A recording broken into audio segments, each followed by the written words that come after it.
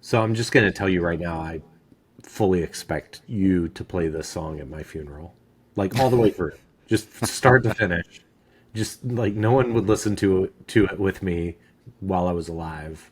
So now just sit there in mourning of me and listen to it in my passing. I will definitely do that, but you're making a pretty big assumption that I'm going to outlive you. All right, it's supper's ready, so I love that it just gets right into it. So we decided to run the podcast that way tonight. Let's just get right into it. One of the things I love here, Drake, during Lover's Leap is the overdub of the vocal recording. Something that goes on to become quite normal in Peter Gabriel's solo career. But I think he was just really wrestling to hit that high part, and then Tony Banks said, well, you record the lower part, and he dubbed the thing over and just basically plays his own harmony. Pretty neat trick. It gives it a kind of psychotic sound. It's a pretty little tune here, but I'd say it's also kind of the closest to an actual love song that we get from Peter Gabriel on this whole album. Yeah. I find this to be a romantic song. There's some weird stuff that happens in it, but I find it very romantic. Hey, babe, your supper's waiting for you. It's such a catchy little Baby, don't you hook know here. our love is true? I've been so far from here, far from your warm arms. It's good to feel you again. Of course, that's the dueling 12 strings again. Mike Rutherford and Hackett. Yeah, written by Banks, though, right? I think. Yeah, another, and this is actually probably a good point to kind of talk about that, right? This song is just a number of little vignettes that were stitched together to kind of make one long song, right? But as we move through, we're going to get kind of the different sense of these little vignettes, and I think the one thread that is very consistent through them is you hear Tony Banks in a bunch of different phases of his music writing, or maybe creative influences. He sounds, there's points here where he's going to sound very, right here, right? This just takes me straight to the Doors. Yeah, 100%. Right, and a little bit later he's going to sound, I think, a little Who-ish. But all of it is just so clearly Tony Banks. Yeah, it's a masterpiece. And, I think Tony Banks said that they set out to try and write a follow-up to the musical box, which we've covered here at length. And then they decided to your point, to add in other pieces of music that they are already written, like Willow Farm, and see where they could take it.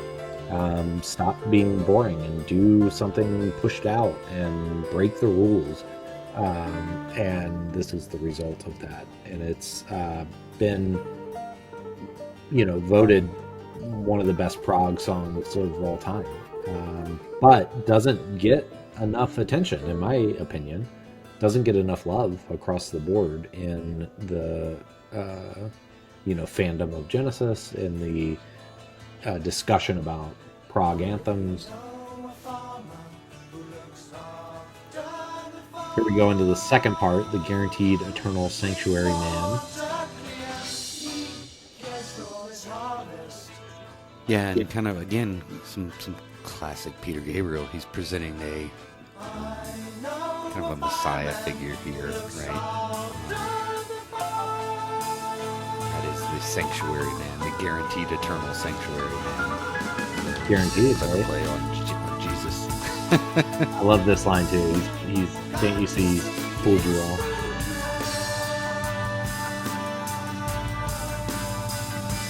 Yes, he's here again.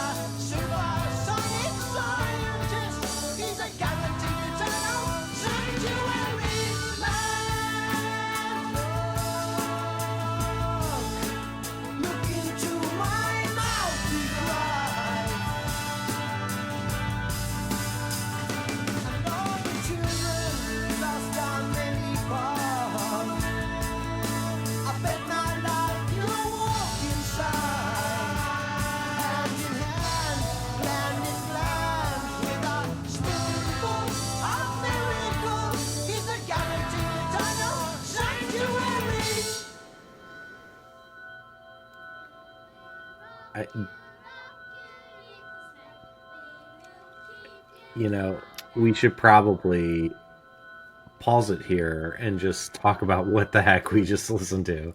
So I'm going to do that. There's a beautiful flute solo kind of that bridges the guaranteed eternal sanctuary man with the third part of the song. But rock you, little snake, like we're going to keep you safe and warm is what's just chanted by the children there. So I like, we just went through Lover's Leap and Guaranteed Eternal Sanctuary Man, but like, what the hell's going on? What's happening in this song? Yeah, this is, I think it's kind of almost a prototype to the story that gets laid down in, in The Lamb Lays Down on Broadway. Right, you have kind of these big epic journey type concept albums. And I don't mean the band Journey. I mean, that they're taking you on some psychedelic journey. And There's a foreigner too. yeah, so Lover's Leap, the story behind it ultimately is that Peter Gabriel and his first wife had kind of this strange experience. They were, I think, vacationing at some point, and they were talking, and his wife just kind of entered this trance-like state. But at the same time, like the wind blew outside and blew the windows open, and it was just this very surreal, almost creepy experience that I think really stuck with him. And so there's some description in that piece that kind of tells that, right? Where you just have this couple, and then something odd happens, and I interpret it as kind of the things that come after this are a kind of almost a psychedelic journey that this couple takes together through several different, realities maybe in their life. I'll be honest, I kind of equate this one to doing some of the heavier psychedelic drugs that can have a pretty prominent change on the way people view the world, right? You see Timothy Leary, he's out there kind of telling everyone that you should do acid because it changes the way you view the world. And I'm not saying that that's what's going on here, but I think from a psychological trip perspective, that's sort of what's being presented, right? That it's an analogy for the lives of these lovers, and maybe some of the things that they've been questioning, or that they as individuals question, like religion and Yeah, morality and those great. sorts of things. It touches on all that. I mean, it touches on a little bit of the apocalypse, Greek mythology. There's elements of war and struggle in here. It is, as I said before, it is romantic. I don't. I do think it's pretty well documented that there is an element of LSD here. I don't think it's Gabriel doing the LSD. I think it was his wife having an episode. In the very beginning of Lover's Leap, talking about the six saintly shrouded men walking across the lawn. Like that was something that she told him she saw, seven men walking across the lawn.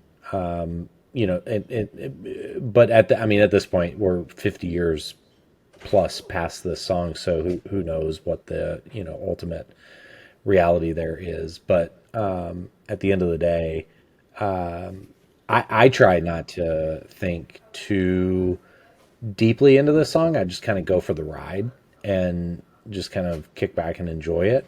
But I think that it's important for us to spend this time with our listeners, kind of breaking down what is really going on.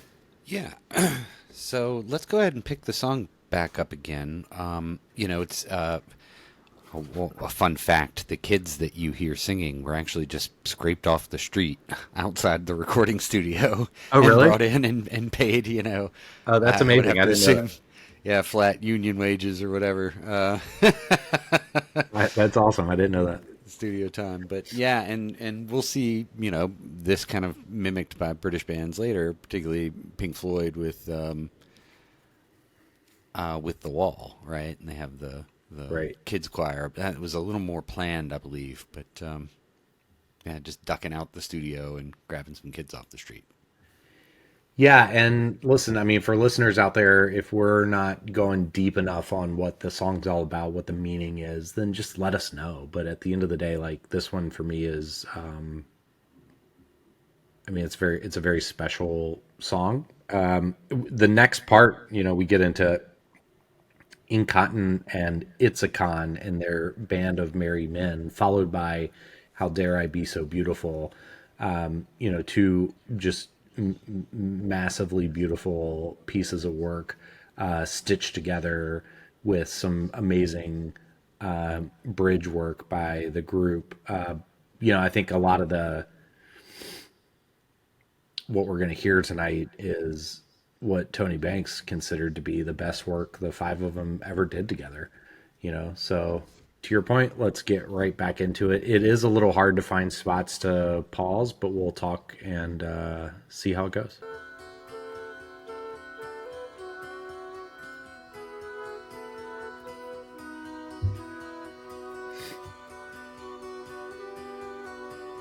The little flute work.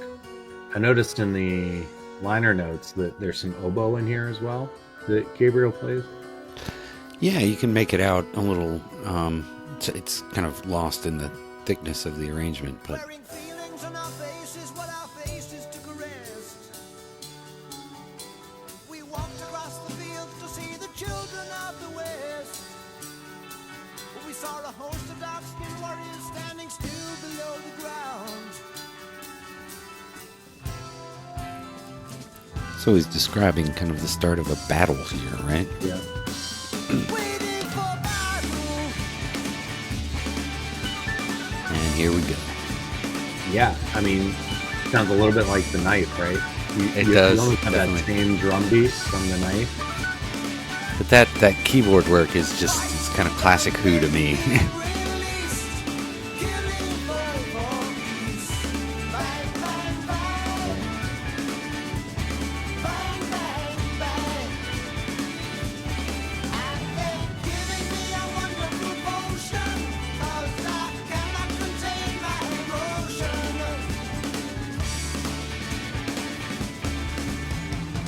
I'm feeling low, I'm feeling good. Something tells me I'm And I get the feeling from Phil Collins' drumming here that he's kind of giving you that. It's almost like a gunfire feel to his. Definitely a marching of movement, but just that line. Something tells me I ought to activate my prayer capsule. It's just brilliant and fun, and you're laughing. I mean, that's a big part of the song is some of the humor that's in here. I mean, especially when we get into Willow Farm. I mean, it's all of a sudden they turned on their Monty Python sound system. Mm-hmm. Some great Steve Hackett work here. Now that's Steve tapping. He's using the tapping Yeah. technique here. Yep. But he's playing, I think, in parallel with Tony behind him, right? Yep. The stage performance, every time we get into this little riff, I just think of Peter Gabriel doing this little jig on stage. He's been very busy on stage at this point. He hasn't had a chance to leave the stage during Supper's Ready, but he's playing all these different characters. No costumes in the song yet, but they're coming. And so he's doing his best to do little jigs and keep the audience engaged. By this point, Foxtrot, they had become very well known for being a band that you had to go see live because of the theatrics that Gabriel had put together. Absolutely. And we've noted that they have just been touring and touring and touring, right? So they've played 400 plus live shows, prior to recording this album. So this is a band that's at the height of, their connectedness with each other. We're transitioning now into the fourth part, How Dare I Be So Beautiful, which was a catchphrase of Jonathan King, their very first producer, the first guy that they had the nerve to go up to and hand a demo tape to. The guy that gave them their name, Genesis, used to say, "How dare I be so beautiful?" And they wrote this part as a tribute to him. And I'm really curious because I've always wondered this, and I've never had the chance to ask you, what's the instrument in the background there? It's like harpsichordy. I Yeah. can't tell if it's a Steve Hackett instrument. I can't tell if it's a Tony Banks.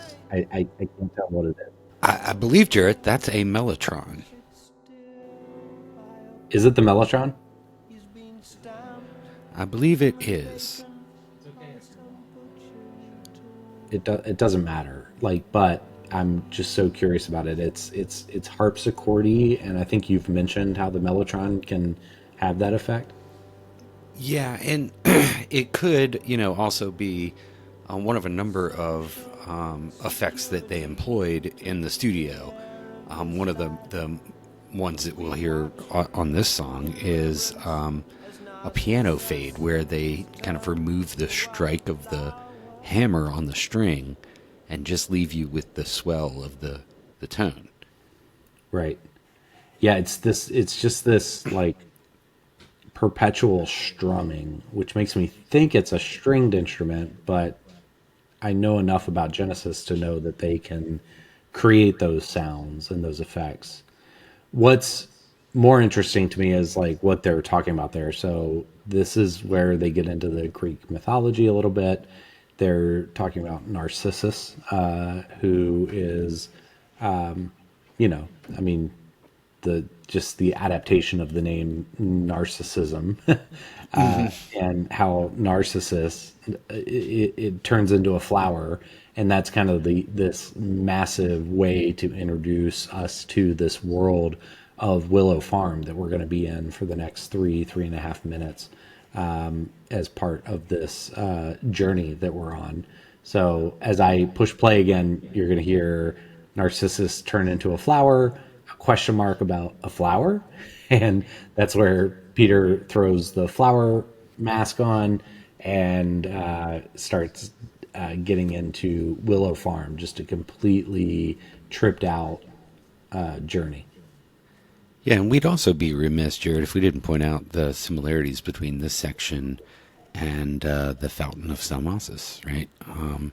There's sort of that obsession with beauty, Yeah. which goes too far. And again, kind of a common theme in mythology, but one that the gents have latched onto quite clearly. Yeah, yeah. A diagnosis of a very small section of the song, but I think it's a really important part of the theme and what they're trying to establish, and it's such a great bridge to get us into Willow Farm, which we're going to get into now. If you go down to Willow Farm to look for butterflies, flutterbugs, gutterflies. This, of course, was its own piece of music before the concept of putting it all together in Supper's Ready came to be. And the fact that the entire group, all five of them, went along with just mashing this all up and making it the entire back half of Foxtrot is pretty incredible, and I'm glad they did. Yeah, I think it's a neat idea. And I love this section. It does get compared to Monty Python a lot, but I think that, I'm a big Monty Python fan, so I'd have to point out that this is actually more the Neil Innes effect than it is the Monty Python effect. And of course, Neil Innes was famous for his collaboration with Monty Python, Eric Idle in particular, and this sounds to me like it could, have certainly been written by the Innes Idle duo. Totally. Everyone, we're changing everyone. You name them all, we've had them here. And the real stars are still to appear. It's so theatrical. I love how this part right here is so Innes. Yeah. Now, I wanted to ask you, there's some other voices clearly here. That one in particular. Who is that?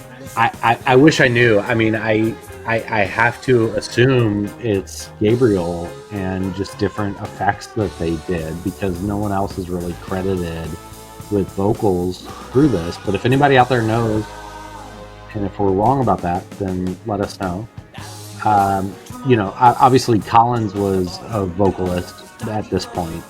Yeah, and you can hear him in the background there. Yeah. I've gone back and listened to it a couple of times, and it sounds to me like one of the other guys in the band sings that little bit. But he's busy like blowing whistles and shit during this part. Like, he's got it, he's got his own. Yeah, he sings one little bit in the back. If you go back and listen, you can hear him. It's a good point. Maybe worth kind of rewatching some of the live editions to see whether it's Gabriel changing his voice or whether, Banks hits something and plays something that's overdubbed. Now here we have some real psychedelic stuff. Well, something's got to get us ready for what's getting ready to come.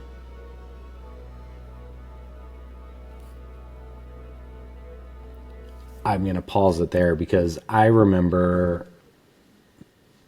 So it took me a while on my Genesis journey. It took me a while to get to Supper's Ready, and and some of that was because of the commitment of knowing how long it was and how much I was going to have to invest in Supper's Ready, and I would go out on the walks and I would put it in my earbuds and I would listen to it.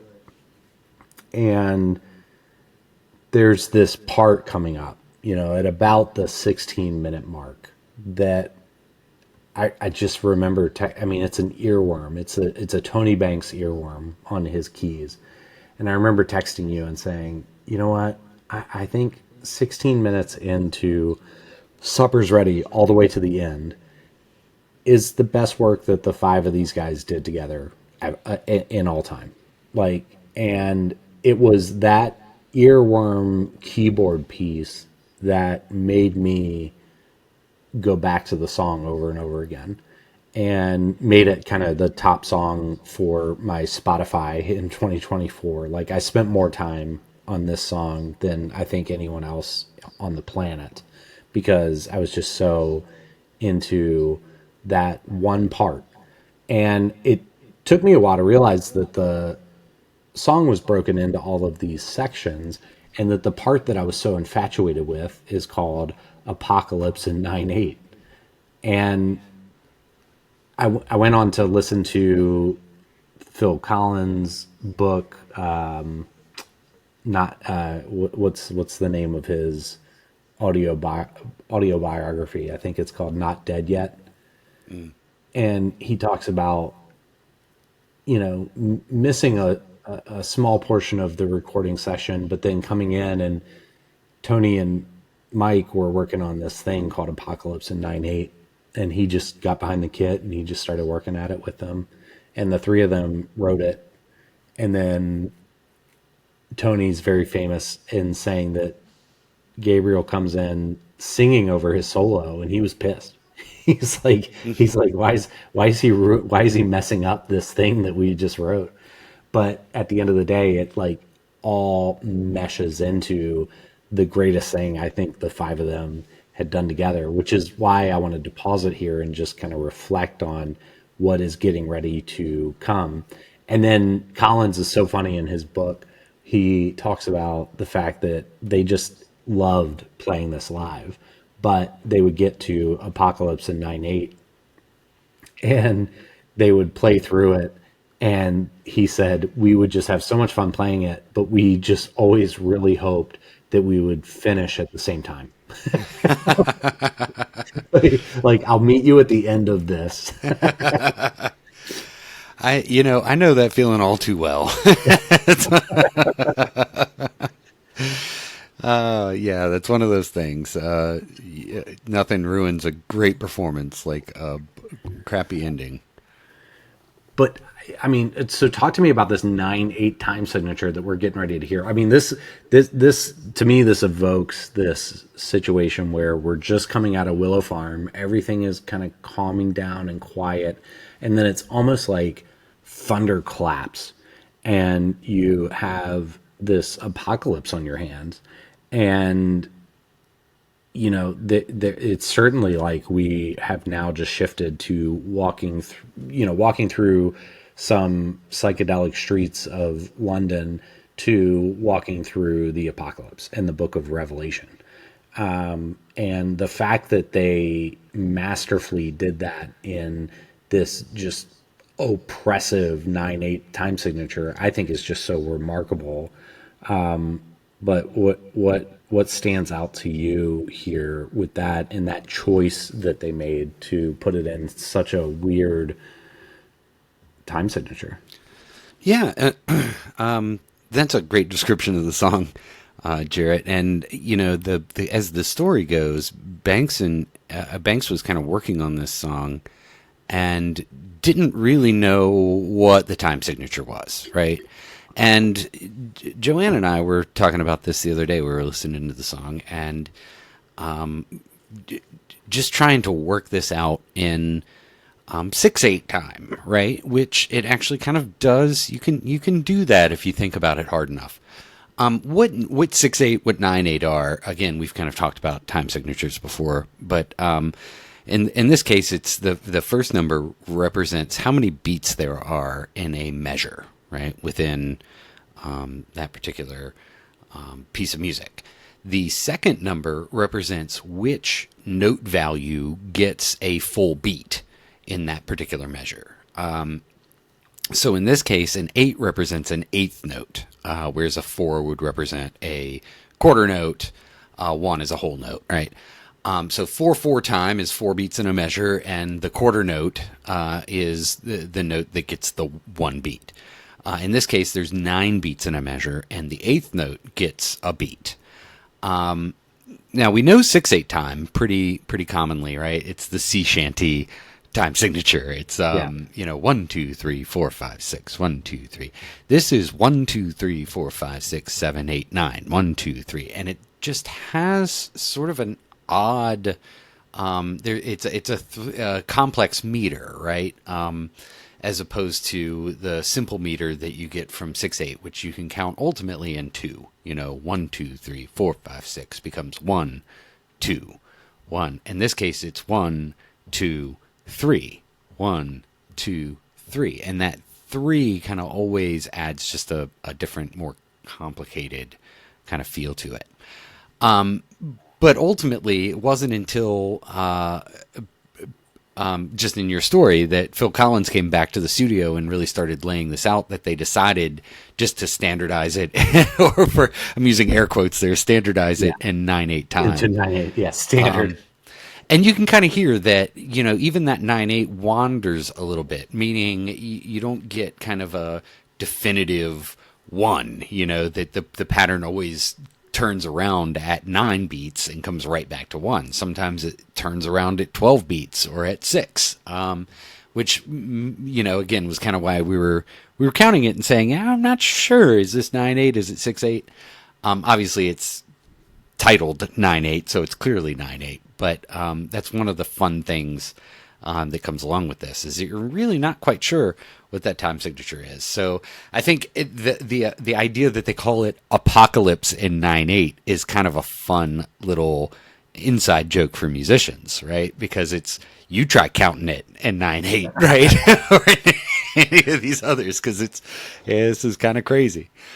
But what I also hear in this song, particularly late in the song, is just and it struck me, and I had to go back and listen to it a couple of times before I thought, I'm going to say this publicly. But what I hear in this, Jared, is a prototype version of some of the music that we get from Invisible Touch. well over a decade and a half later, right, or a decade later. All right. Listen, at the very end, Say you more. can Go almost on. make out a proto version of Tonight, Tonight, Tonight. And I'll point it out when it starts to happen. Okay. I'm We'll, intrigued. yeah, and even, I mean, up to the chord progressions, feeling very, very similar. So obviously, you know, it's a different singer, it's a different kind of band vibe, but, you know, it's there, at least in my head. So it's one of those threads that, you know, ties that 80s stuff to this, and probably why it catches your ear in such a way. Interesting. I'm prepared to talk about another thread that this song has into the future of Genesis, but I have not been prepared to talk about going all the way to Invisible Touch.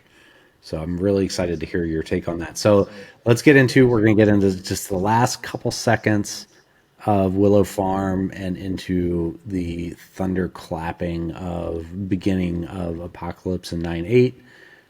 And I don't know that we're going to talk through most of this because it's just so incredible. I want to make sure it gets its chance to shine in the sun here.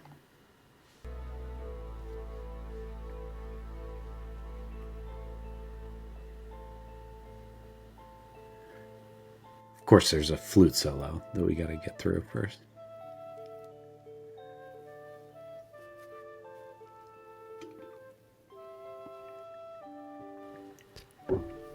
This is some of Peter Gabriel's best flute work, I think. I mean, it's so pretty, such a pretty little tune. Yeah, by the way, there's nowhere else to stop it from here. To me, it like you get into this emotional high of Apocalypse in 9/8, and then the conclusion of the song just gets. I mean, it all needs to roll together. So we're here for the next 10 minutes. No, I'm totally with you.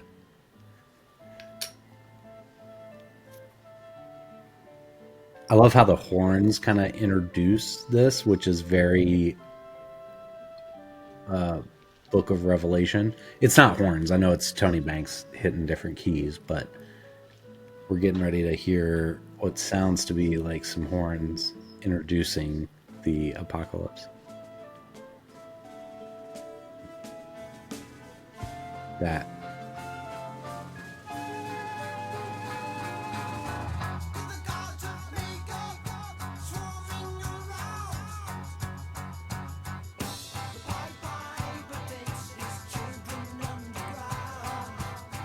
Get him out of here. Take him underground.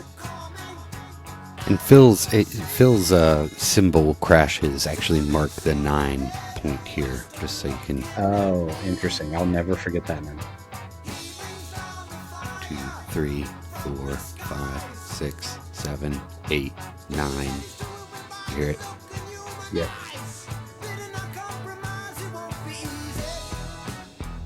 All right, so this is Gabriel's first chance to leave the stage, and he's off stage now for the next 3-4 minutes. Comes back in a wild apocalyptic costume. But this was the part where I was just like, I just kept going back and back and back to this kind of 16.5-minute mark. I was like, this is the finest work these guys have done together. This organ solo is absolutely insane. It just, isn't it? And just Rutherford just. Yeah, he plays Dang the it, same that note for 2 straight minutes. I'm pretty sure it's just doom, doom.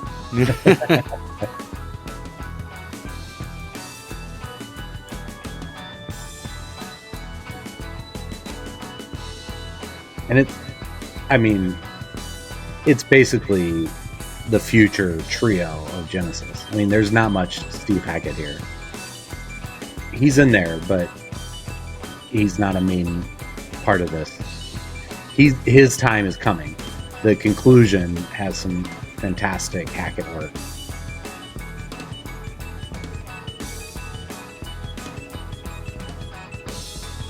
This is very similar to the keyboard work we heard in Can Utility. Mm-hmm.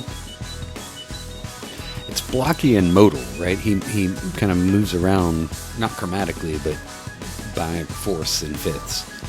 Yeah.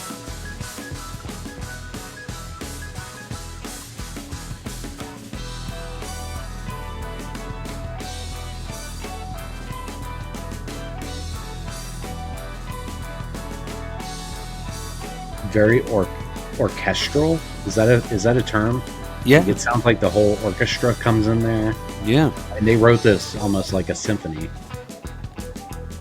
Yeah, there is, and there's some mellotron in the background to kind of back that up, right? You get some subtle string elements and that sort of thing.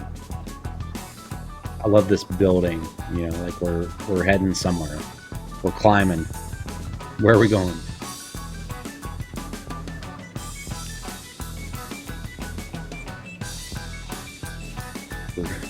Yeah, this We're going to the craziest earworm possible. development, this chromatic development is pretty. This is where he's like, "Why are you singing on my stuff?"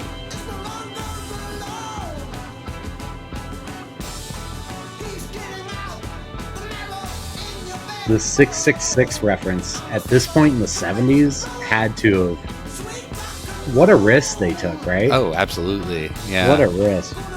This is the kind of thing that would have kept our grandma from listening, Yeah. letting us listen We're to never this. buying Genesis album.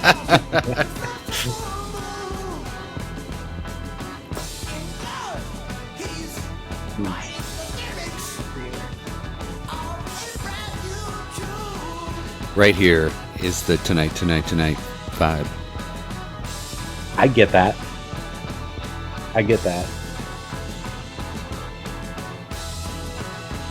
That whole section leading up to that. Yeah. And you hear it here.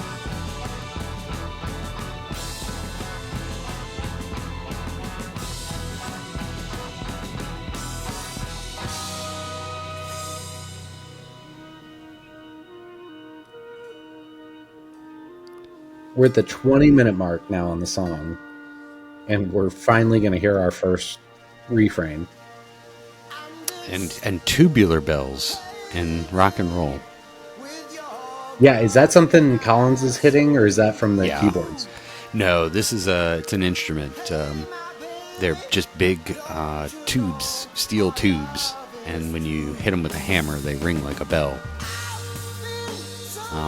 Every band has them. They only come out at Christmas time. Not every rock Right. band. Every concert band has them.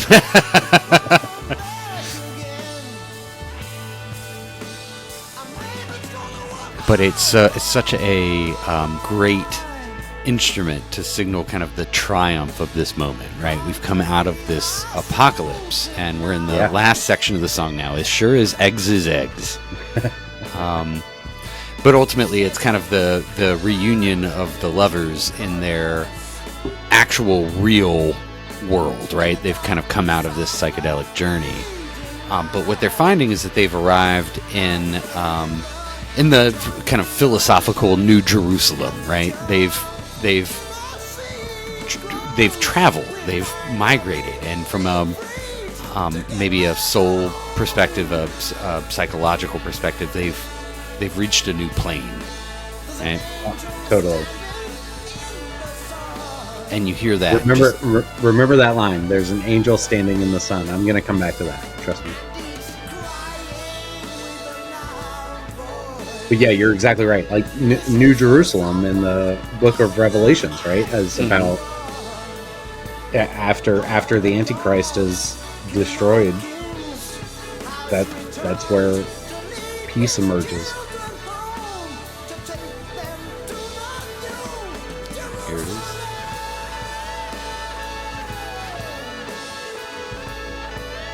And here's that moment where Steve starts to shine, right?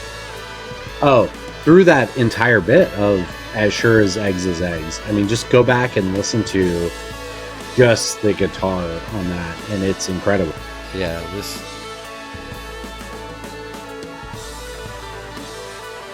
Yeah, and he apparently he did that just after an Italian tour, right? And he came back a day or so before the rest of the band. Yep. So that was just him in the studio. by his onesies. Yeah, just ripping with with a little bit of his own piece, not having to deal with what everybody was telling him to do. Mm-hmm. Which I think Supper's Ready has gone on to become a pretty important part of his own set list, where when he does his Genesis Revisited tours, he'll play Supper's Ready as a big part of that show. I've not been able to get to that show. It's on my list. I definitely want to. That said, that climax portion of the song is something that Genesis has said that they were not able to achieve with the Lamb. They feel like they almost felt like they just couldn't get there on Lamb. I mean, the closing song of Lamb is It, and it doesn't even come close to New Jerusalem, and the emotion that evokes. And when they sat down in 2015 or something to do their interviews together and talk about all of this stuff, they just talked about how they just couldn't quite find it with Lamb the way they found it with Supper's Ready, and that was one of their most emotional outros that they had ever put together. And the song kind of stands the test of time. It's certainly not the most listened to Genesis song that's out there. And even on Foxtrot, when you look at the statistics on Spotify or some of the other apps, it doesn't get as many listens as it deserves to get. But it is, in the eyes of kind of Prog fans and, old school Genesis fans, it certainly stands the test of time and has earned its spot. Yeah, it's just an absolutely epic song. Yeah. And the idea that it was put together ultimately to fill the whole backside of a 33 and a third RPM LP is brilliant, right? I mean, it's a brilliant kind of marketing concept, and what a great way to present your music. This is a time, 1972. We're coming out of the 60s, where it was abnormal for you to produce a song longer than 3 minutes, right? There's a radio format that has to be followed here. Right.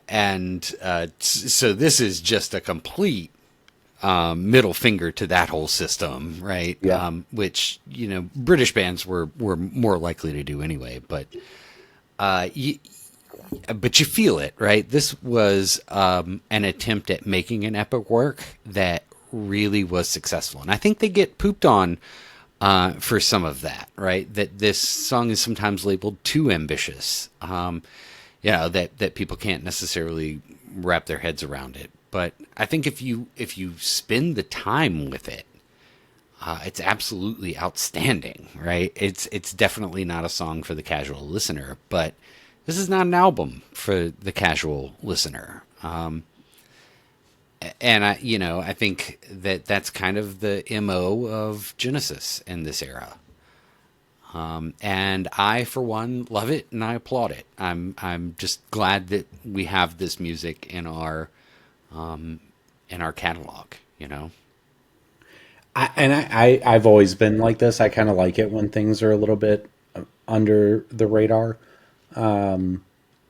If all of a sudden the entire universe discovered Supper's Ready and it just started blasting everywhere, I would be like, man, I like that song first. But even though I'm 50 years late to the party, but I do like that it's flying a little bit under the radar. And that was a very Jarrett comment right there, for what it's worth. Yeah, no, I know. I don't like that people like this song like that I it. just discovered that's 50 years old. I don't like it. But it's true. And I think there are people out there that'll kind of feel that same way. Like, Absolutely. Yeah. Because you get feel it. like you're part of you feel like you're part of a small fraternity. Yeah, definitely. When you're on the fringe of things, and when you meet someone else who's kind of into it, it's a lot of fun. which is why like you're the first one that gets my bizarre Genesis text and things like that. It's a small little group, and it's fun, and you want to be expressive with people that are into the same things that you are. Well, I'll wrap up my comments here with a reference to Cannonball Adderley, who, one of my favorite jazz alto saxophone players, produced an album live at the Village Vanguard. And he has a little intro, and he's talking to the audience, and he says, a lot of people come out to these shows pretending to be hip, pretending to like jazz because it's the hip thing, right? But he says hipness isn't a state of mind. It's a way of life, right? It's a way that you live. So you can't just will it upon yourself, ultimately was the message there. And this is one of those songs that kind of separates the wheat from the chaff, right? In the words of our good man Adderley, that you can't, this isn't a song that is a state of mind. It's a song that's a way of life. Yeah. And if you get it, you love it.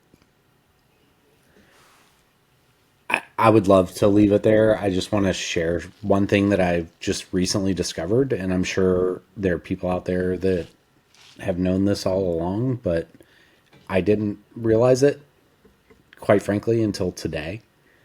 But if you flash forward to 1976, the Trick of the Tail album, the last song on that album, Los Indos, which is just an epic instrumental reprise of the song Squonk. And that's how I've always seen Los Indos, is it's a reprise of Squonk. But, went on to become one of their most famous, like, live songs because of the dueling drummers with Chester Thompson and Phil Collins, just destroying Los Indos, like, every single night. Like, just really tearing the place down. There's a small one vocal line towards the end of Los Indos, and it's a callback to Supper's Ready, and it's that there's an angel standing in the sun. And I prepared that little bit here just in case anybody else didn't realize that they were doing a Supper's Ready callback at the end of Los Indos, a year after Gabriel had left the band. So let's just listen to that real quick.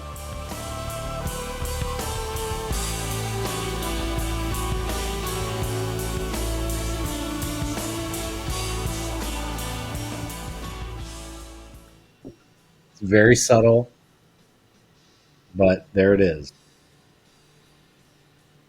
Very cool. Yeah, Nice I pickup. didn't. Yeah. Yeah, I didn't know that, so I thought some fans out there might like to know that. But the angel standing in the sun is a callback to Supper's Ready, which is a callback to some bit of literature that Peter Gabriel had read that I have had too much whiskey now to remember. But it's all good. It's all fun. That was a lot of fun. I again will ask you, if you do outlive me, to play Supper's Ready in its entirety at my funeral. And just please make sure you get good looks at everyone's faces when Willow Farm comes on. I will take pictures and I'll text them to you. All right, perfect. Perfect. All right, thanks everybody. We will see you next time on Mild Mannered Supermen. Thanks.